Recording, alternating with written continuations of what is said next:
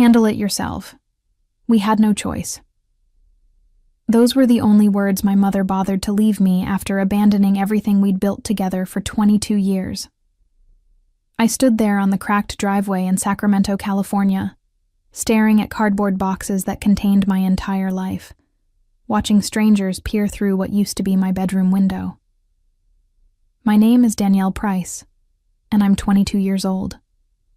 I just finished my third year at Northwestern University, studying cybersecurity with dreams of landing a position at one of the major tech firms in Silicon Valley. Finals had been absolutely brutal that spring. 3 all-nighters in a row, surviving on energy drinks and sheer determination. But the thought of coming home, sleeping in my own bed, and seeing my parents had gotten me through those final weeks. I'd even bought a small gift for my mom during my layover in Chicago, a ceramic mug with "World's Best Mom" painted in cheerful yellow letters. The red-eye bus ride from Chicago to Sacramento had been uncomfortable, but I was too excited to sleep. I kept imagining walking through our front door, smelling my dad's famous weekend pancakes, and telling my parents about my internship prospects. Professor Williams had recommended me for a summer position at Nexora Labs, and I couldn't wait to share the news. When the cab dropped me off at 1247 Oakwood Street that Tuesday morning, everything felt wrong immediately. The lawn was completely dead, brown patches scattered across what used to be my mom's prized flower garden. The curtains were gone from every window, leaving the house looking hollow and abandoned. But it was the bold red "Sold" sign planted where our mailbox used to be that made my stomach drop to my feet.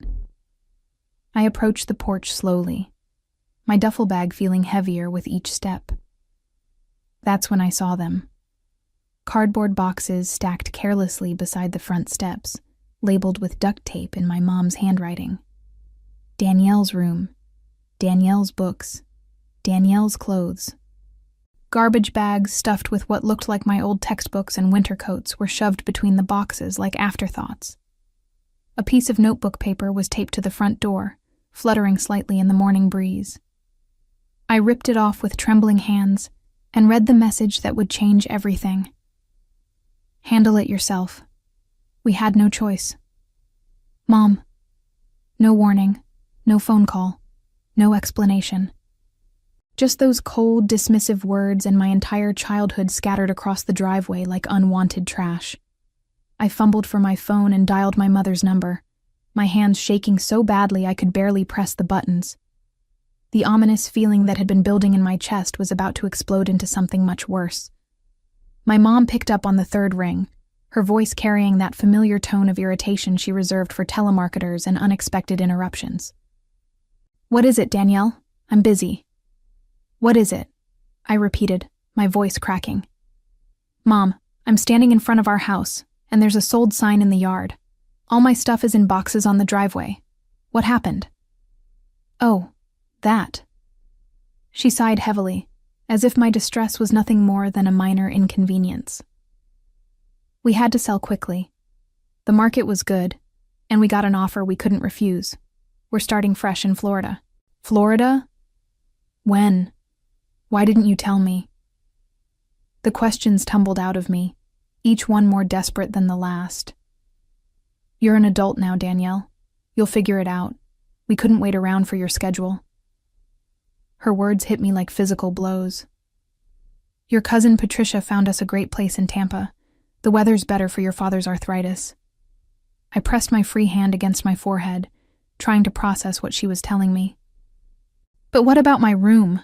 My things? Where am I supposed to go?" "You're 22 years old. You should be independent by now anyway. Most kids your age are already living on their own." The casual cruelty in her voice made my chest tighten. "We did you a favor, really. Now you're forced to grow up." A favor? I couldn't believe what I was hearing. "You sold my childhood home without telling me, and left my belongings on the street like garbage.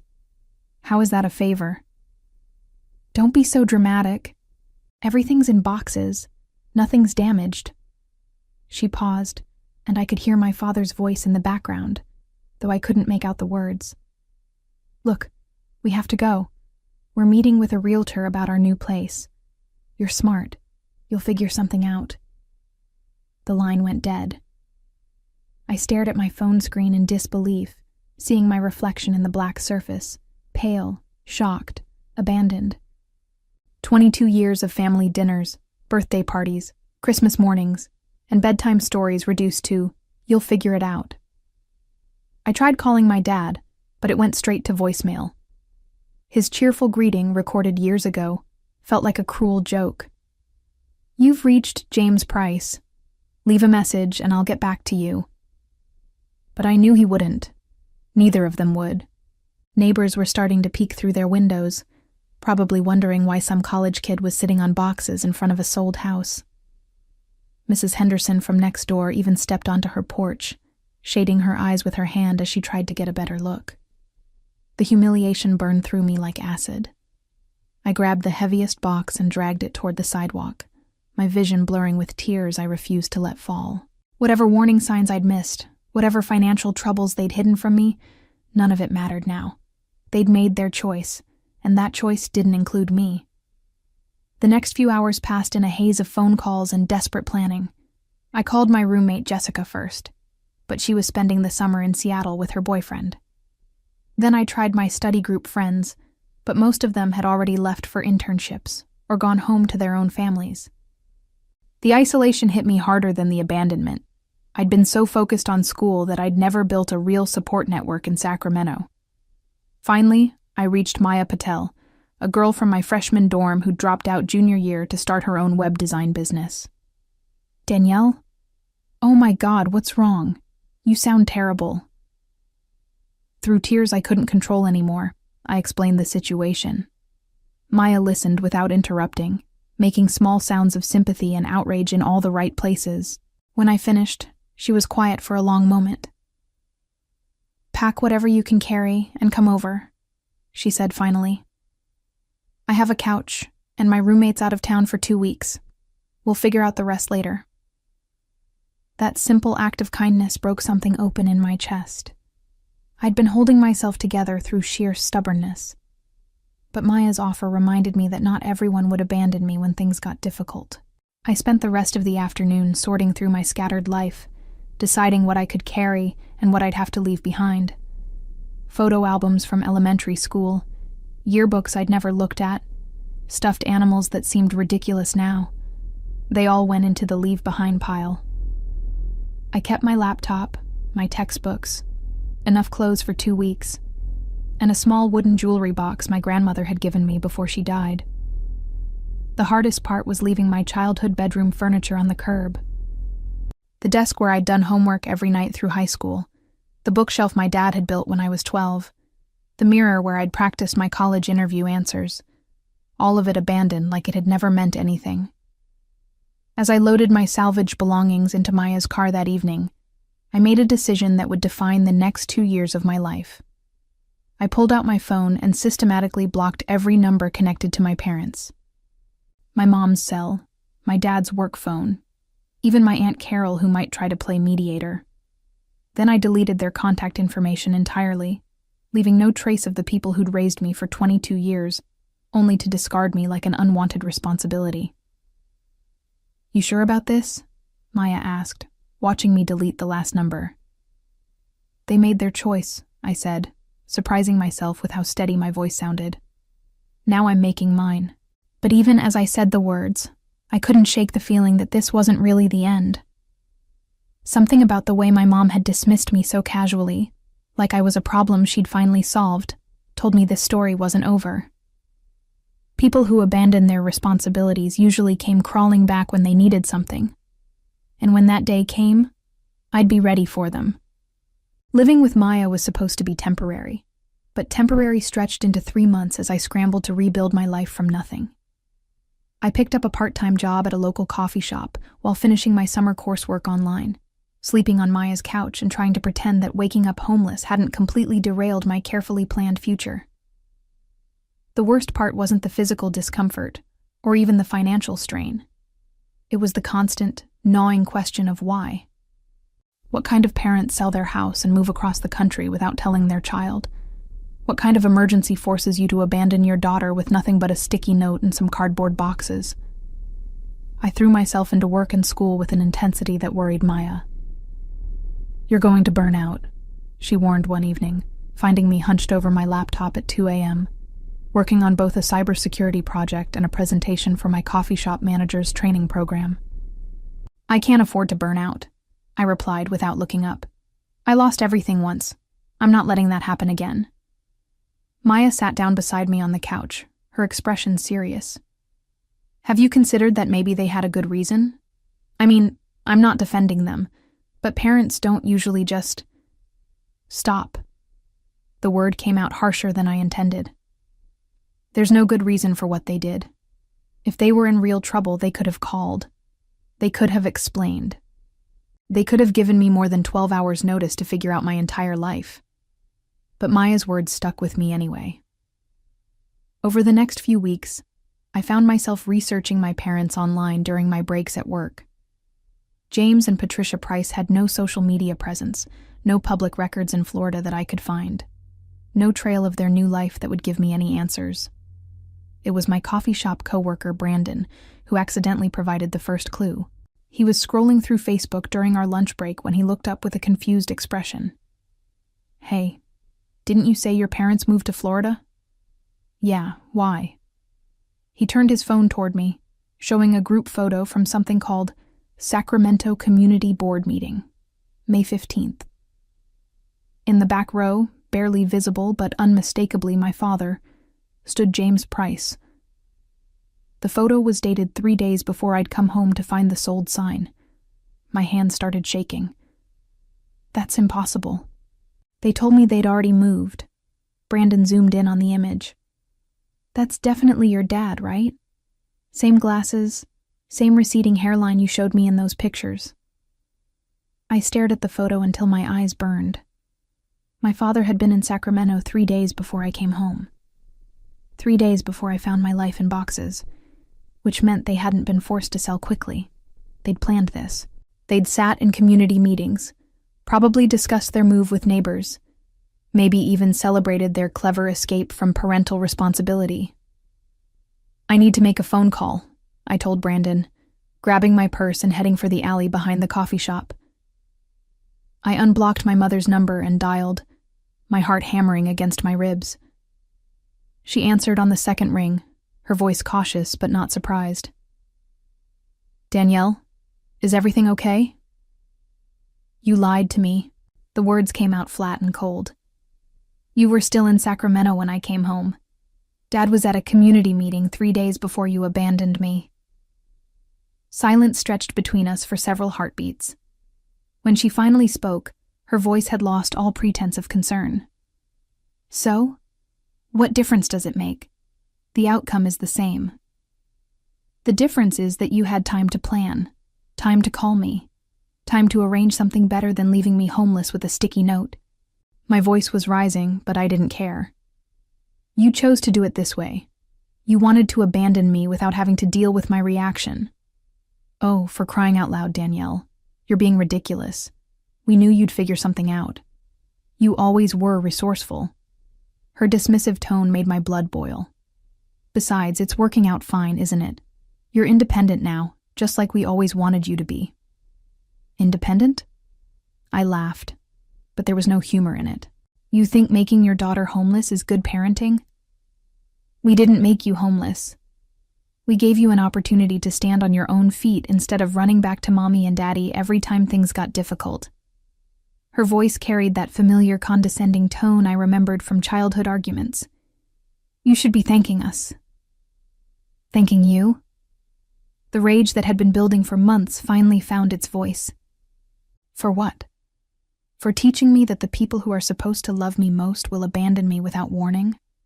For showing me that family means nothing when it becomes inconvenient? You're being dramatic. We raised you for 22 years. We paid for your education, put a roof over your head, fed and clothed you. We didn't owe you anything after that." Each word felt like a slap across my face.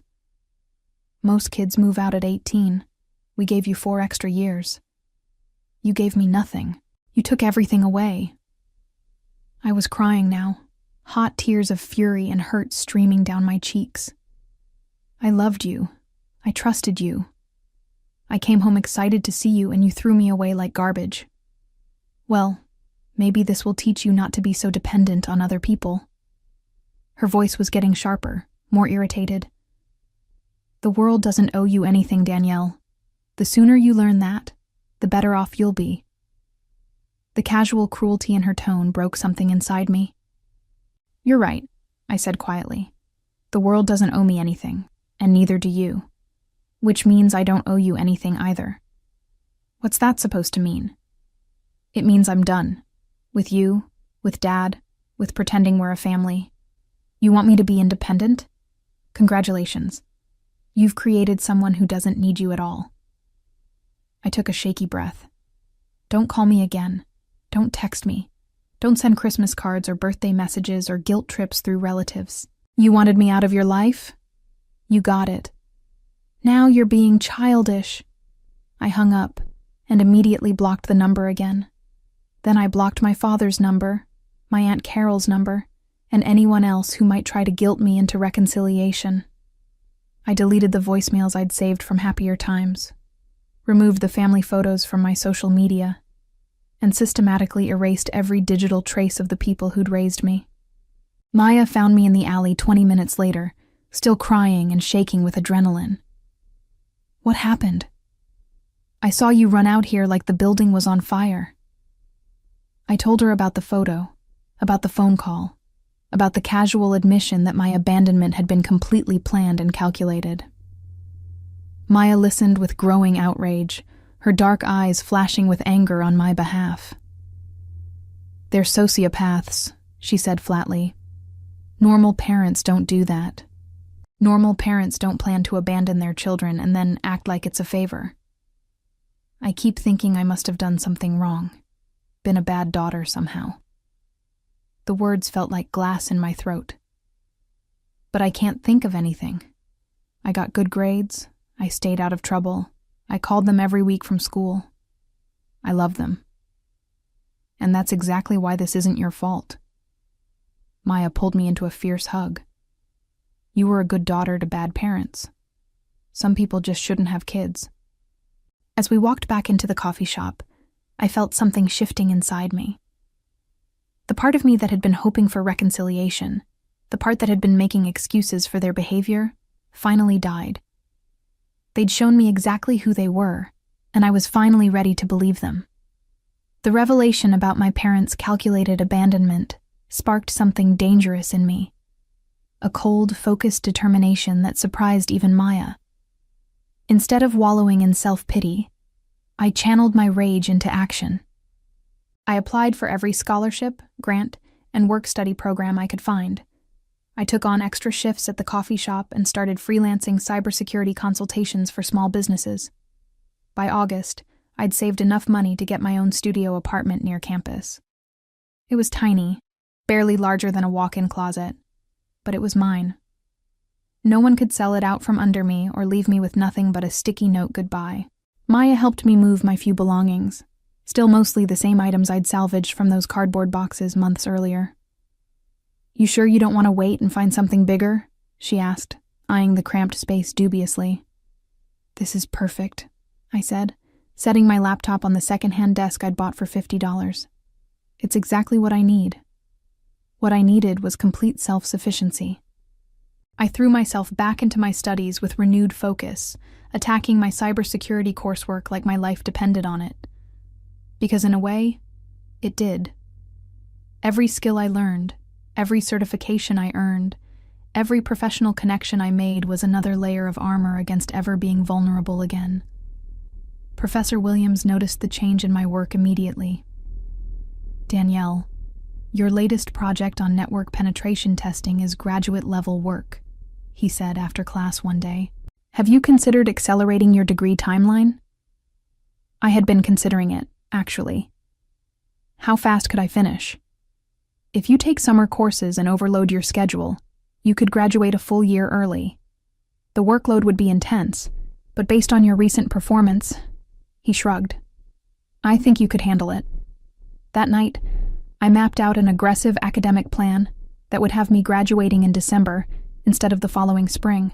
It meant taking 6 courses per semester instead of 4, working internships during every break, and basically eliminating any social life I might have built.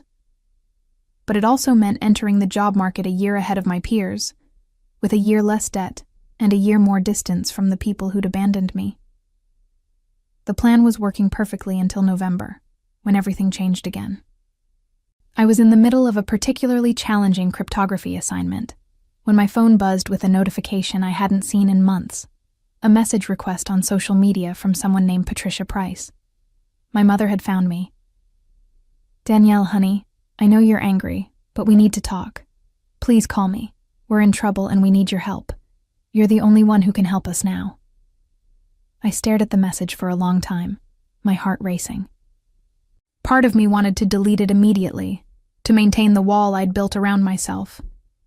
But a larger part was curious about what kind of trouble could drive my mother to reach out after months of radio silence. I screenshotted the message and sent it to Maya with a single question mark. Her response came back immediately. "Oh, hell no.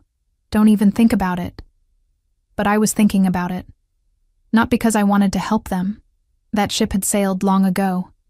I was thinking about it because for the first time since they'd abandoned me, I held all the power. They needed something from me. Something they couldn't get anywhere else. And after months of being the one left behind, discarded and dismissed, the idea of being needed felt intoxicating. I opened my laptop and started researching what kind of trouble 2 middle-aged retirees could get into in Florida. Whatever it was, I had a feeling I was about to discover that my parents' cruel abandonment had been motivated by more than just a desire for my independence. I didn't respond to my mother's message immediately. Instead, I spent 3 days researching James and Patricia Price in Tampa, Florida, using every cybersecurity tool and technique I'd learned. What I found was even worse than I'd imagined. Public records showed they'd purchased a luxury condo in a gated community for $800,000, nearly 3 times what they'd sold our Sacramento house for. They'd also bought a new Mercedes and taken several expensive cruises, based on social media posts from my cousin Patricia's account. But more interesting were the recent developments. 3 months ago, my father had been arrested for investment fraud. He'd apparently been running a Ponzi scheme targeting elderly retirees in their community, promising impossible returns on cryptocurrency investments. The scheme had collapsed when too many investors tried to withdraw their money at once. My mother's desperate message suddenly made perfect sense. They weren't in trouble. They were facing federal charges, and they needed their daughter, the cybersecurity expert, to help them hide their stolen money, or manipulate evidence, or do whatever illegal thing they thought I might be willing to do for family. After discovering their crimes, I felt a cold satisfaction settle over me.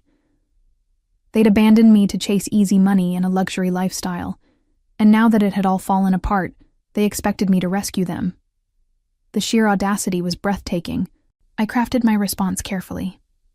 "I'm sorry to hear you're having difficulties. Unfortunately, I'm very busy with my studies and work. I'm sure you'll figure something out. You always said I needed to be more independent. Perhaps it's time for you to follow your own advice." I hit send and immediately blocked her on that platform too. Within hours, I received friend requests from my father, my Aunt Carol, and 2 people I didn't recognize who were probably family friends recruited to reach me. I blocked them all without opening their messages. The next week brought a flood of attempts at contact, unknown phone numbers calling my work, emails to my university account, even a certified letter forwarded from my old address. I ignored everything, focusing instead on my final projects and job applications. Maya watched my systematic rejection of their pleas with something approaching awe. "You're really not going to help them at all?" "Help them what? Hide stolen money? Obstruct justice?" I shrugged. "They taught me that family doesn't owe each other anything. I'm just following their lesson." The breaking point came in December, just weeks before my early graduation. I was walking across campus after my last final exam when a woman approached me near the library. She was middle-aged, professionally dressed, and carried herself with the confidence of someone accustomed to getting answers. "Danielle Price. I'm Agent Sandra Martinez with the FBI. I'd like to speak with you about your parents." My blood ran cold, but I forced my voice to stay steady.